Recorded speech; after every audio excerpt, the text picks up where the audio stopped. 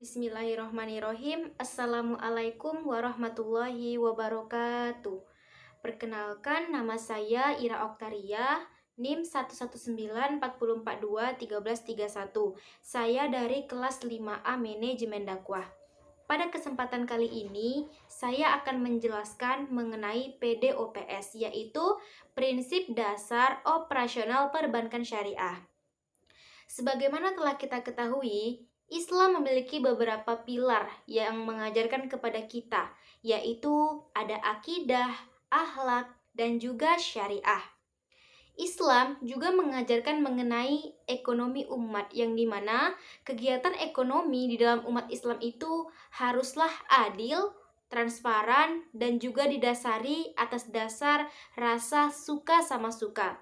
Dari beberapa prinsip-prinsip Islam yang telah kita pelajari, maka hal inilah yang menjadi dasar berdirinya ekonomi Bank Islam yang memiliki beberapa fungsi-fungsi sebagai berikut, yaitu sebagai penyedia jasa, di mana Bank Islam ini juga menyediakan jasa untuk membantu keperluan orang lain yang sedang kesulitan. Yang selanjutnya, sebagai penerima amanah, Bank Islam ini tentu harus dijalankan dengan konsep amanah, yang dimana kita dan juga pihak lain itu harus sama-sama saling percaya. Yang selanjutnya, sebagai pengelola investasi, Bank Islam di sini juga dikatakan sebagai pengelola investasi, di mana kita di sini mengelola modal-modal yang terjadi di dalamnya. Yang selanjutnya, sebagai fungsi-fungsi sosial. Ya, Bank Islam ini juga berkaitan dengan fungsi-fungsi sosial, karena di dalamnya itu kita ikut membantu kemaslahatan umat, kita membantu mengentaskan kemiskinan, kita membantu untuk meningkatkan kesejahteraan masyarakat. Nah, dari beberapa fungsi-fungsi tersebut lahirlah beberapa produk-produk Islam, yaitu diantaranya yang pertama, prinsip mudharabah. Prinsip mudharabah ini merupakan prinsip yang dimana pihak pertama itu sebagai pemilik dana, yang kedua sebagai pengelola dana, yang kedua adalah prinsip musyarakah. Prinsip musyarakah ini ialah pihak-pihak yang menyertakan modal, di mana pembagian keuntungan dan juga kerugian itu berdasarkan nisbah yang telah disepakati sebelumnya. Jadi pada prinsip ini itu tergantung pada kesepakatan dua belah pihak. Prinsip yang selanjutnya ialah prinsip wadiah.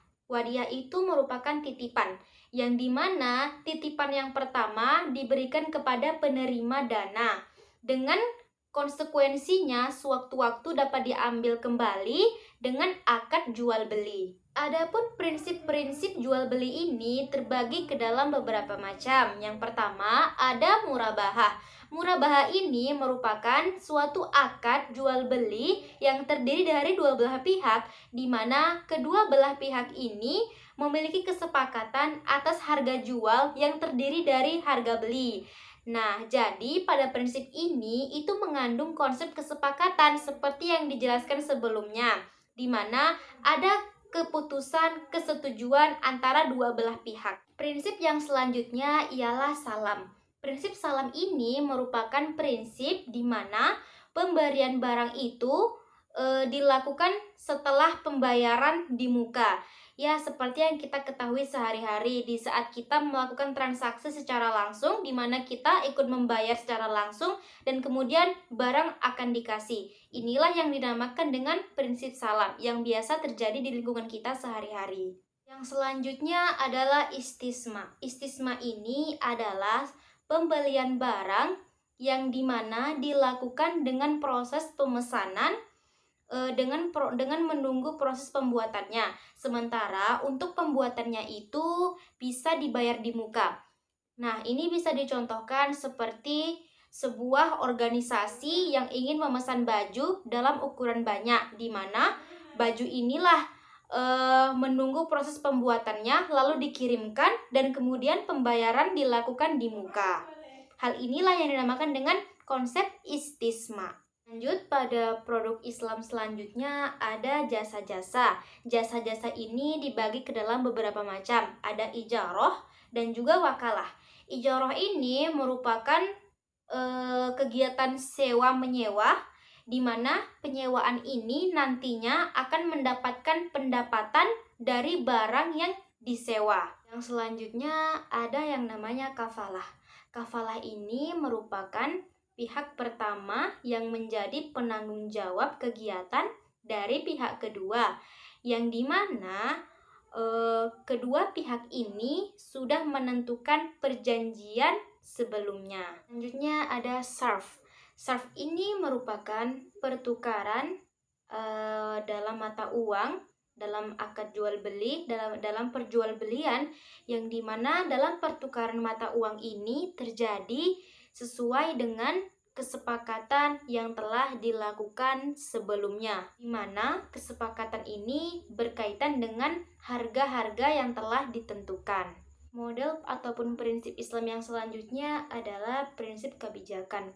Prinsip kebijakan ini merupakan penyaluran dana kebajikan, yang dimana dana-dana ini berupa infak, zakat, sodakoh, yang dimana akan digunakan untuk penyaluran dana kepada golongan-golongan yang membutuhkan, seperti golongan-golongan orang yang tidak mampu, golongan-golongan orang yang miskin. Dari hal ini dapat kita simpulkan bahwa pada prinsip ini itu mengutamakan dengan fungsi-fungsi sosial, ialah mengentaskan kemiskinan dan juga menjadi penolong sesama. Itulah mengenai prinsip-prinsip Islam ataupun dasar operasional Bank Islam. Nah, jadi untuk akuntansi Islam itu sendiri sama seperti konvensional atau sama seperti pada umumnya, yang dimana dalam laporan ini tentunya mempertimbangkan laba, mempertimbangkan rugi, mempertimbangkan arus kas yang masuk, mempertimbangkan jasa, mempertimbangkan keuntungan, dan juga mempertimbangkan hal-hal lainnya yang dianggap penting dalam proses pelaporan. Tidak lupa pula mempertimbangkan catatan-catatan keuangan. Apakah catatan ini balance atau tidak? Karena hal ini berkaitan kepada pelaporan di dalam keuangan tersebut. Ada juga nanti dia mengatur arus masuk kas, pengeluaran, dan juga pemasukan. Mungkin itu saja yang dapat saya sampaikan. Saya akhiri. Wassalamualaikum warahmatullahi wabarakatuh.